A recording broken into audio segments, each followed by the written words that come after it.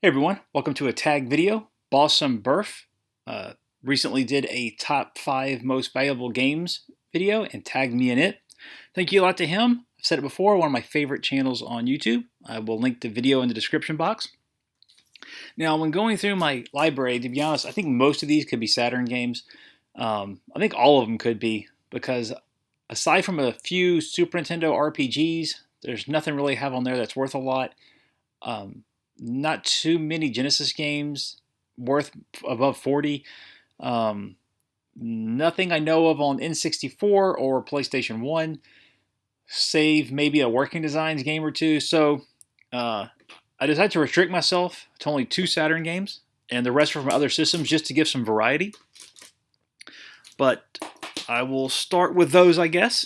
First up is probably the biggest one is Panzer Dragoon Saga. Really fun role-playing game. Not that long, about 12 hours. I actually got this back in '99. A friend of mine I met on a Yahoo Saturn group. I talked to him a lot on chat programs, and he said his friend was getting out of video games and selling his collection. And he said, I only want a few of the games, but he wants $100. Do you want to buy the rest for 75? And even back then, this was about an $80 game, 80 to 100. So I said, yeah, sure. Very nice guy.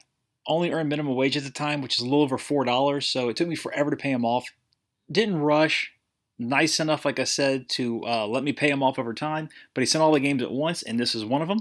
Now, it was used when I got it, so there are some scuffs on the disc. And disc 1 will randomly freeze at a certain point. Not a big deal because you can play through the disc. Sometimes it freezes, sometimes it doesn't. Not really sure why that is. Nothing looks too bad on it. I could get it resurfaced, but I just don't really want to do that. As long as it works, it works. But Panzer Dragoon Saga, really good role-playing game. I enjoy the series a lot, but for the price, it's up there. Last I checked, $400 to $500. It's a 4 disc game, so some people try to sell each disc separately for anywhere from 75 to 125. If you have it, you know you're very fortunate. It's a lot of fun, but for everyone else, I don't think it's worth that much. If you have the money, yeah, why not? But if you're kind of on the fence, I'd stay on the fence for a while. Next up is Magic Knight Rayearth. Now this I bought August 2014. Since then, it's over tripled in price. I recently saw 2 eBay auctions, not buy it nows, but auctions, go for over $300. This one does come with the registration card and the stickers. Those are 2 things you want to look out for if you get this. I mean, it's an okay game. It's an action role-playing game. I don't know if it's worth $300. I believe this is the one that has a weird tossing salad reference because Working Designs just did that kind of stuff. Looks great.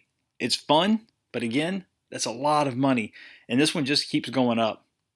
I thought I was spending a lot when I bought it back then, but obviously not. But I got this one because it did come complete. Fun, but again, if you have the cash, go for it. If not, I'd stay on the fence. Next up is a sealed copy of the Legend of Zelda Collector's Edition. I never opened this because I never needed to. My favorite of these was the first Zelda, and I already had it on the Game Boy Advance. Never was a big fan of Zelda 2 growing up, and I never got into the N64 Zeldas. I think this was just a pre-order bonus with Wind Waker, which I did play and enjoy. This has always just sat on the shelf. I decided to look up the price. It's not too expensive. New, it's like $40 for 50. Sealed, 80 or so. Not a lot, but just one of the more valuable ones. And something to kind of add some variety to this. I also got the other promo game. That's, what is it? Majora's Mask with the Master Dungeons. One of those came with a subscription in Nintendo Power, and one was a pre-order bonus for Wind Waker. I'm not sure which is which, but I got both. But that one's open. I've played that one. So, and next up, I showed this one about last year when I grabbed it from a friend of mine, Rondo Blood. He was looking to get rid of a lot of his games so he could pay for home renovations with his girlfriend. And he sent me a huge list of games he had for sale, and this one immediately caught my eye. Now, I will say I'm not the biggest Castlevania fan out there. I enjoy the series, but there's people out there way more to it than I am. But this one does kind of ruin you on the other ones, save for maybe Symphony of the Night. It's more cinematic. It feels really good. The levels are really nice. Castlevania 4 is good, But this one, for some reason, everything just, to me, it clicks more. And it's odd, it's one of the older ones. But Rondo Blood. This does not have the spine card. If it did, it'd be worth quite a bit more. And I showed this recently from PC Memories. This is the fan translated copy they put out. You could either pay to get it in this really nice collector's edition, or they send you this copy for free. Like I said, it's the English fan translation. It was pressed in the factory, so I don't have to worry about wearing on my laser. Well, I can check out the admittedly minimal story, but you know, it's nice to have it in English.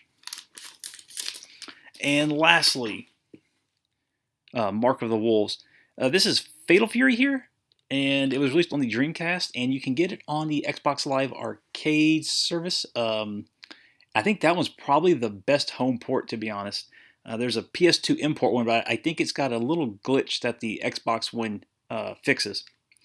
But this is the arcade version, and why it was so pricey is because it's a legit copy.